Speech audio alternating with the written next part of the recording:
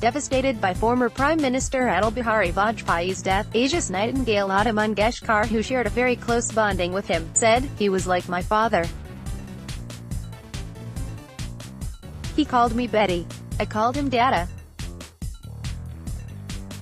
I feel I've lost my father all over again. When I saw the glow on his face, his persuasive oratorical powers and his love for the arts, I was always reminded of my father, the legendary musician, stage actor Pandit Lata Mangeshkar.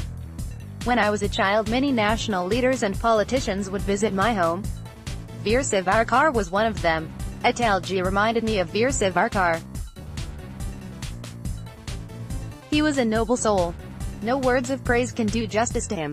Atalji was never short of words. But I am." Lataji gets pensive about her association with Atalji. "He was very close to me, and I to him.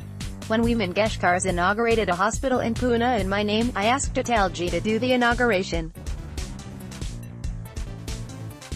He happily agreed and gave a rousing speech as usual, where he said he was in a dilemma as he thought naming a hospital after me was not right. There should be a music academy named after Lata Mangeshkar, not a hospital. Now what do I say? That people should fall sick so that this hospital named after my Betty would run." His speeches were works of art. There is not one orator in Indian politics, or for that matter in India, to match Atalji. In 2014, Lataji had the rare privilege of doing an entire album of song devoted to Atalji's poems. Calling the unforgettable experience, Lataji says, "I still remember the album was officially released in his home in Delhi. We had flown down for the occasion. All the poems in the album we entitled Anternut were handpicked by me and my composer Mayuresh Pai. We then flew to Delhi to get his approval. When Atalji saw the poems we had selected, he was very happy, especially with Geet Nagadahun, which was among his personal favorites. However, there was some doubt over another poem, Thangai Matse, which we had selected.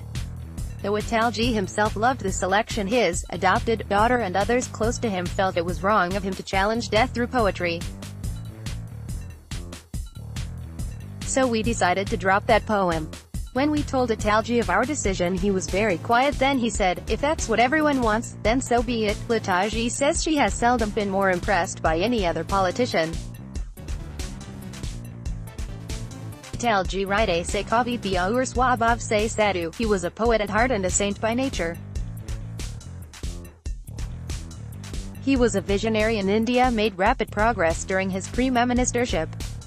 I remember how much he did to improve relations with Pakistan. He started the bus service to Pakistan. And he was very keen that I be one of the first passengers in that journey to the other side of the border. He told me that people in Pakistan were as keen to hear me as people in India. But I didn't go. It was always hard to say no to Atalji.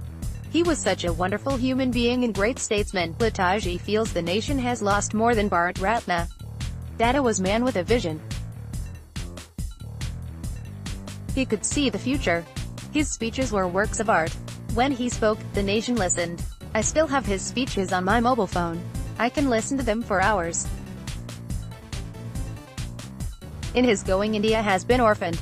Then, if he was in so much pain, it would have been selfish of us to hold him back. He is now relieved of all pain, probably regaling the gods with his oration.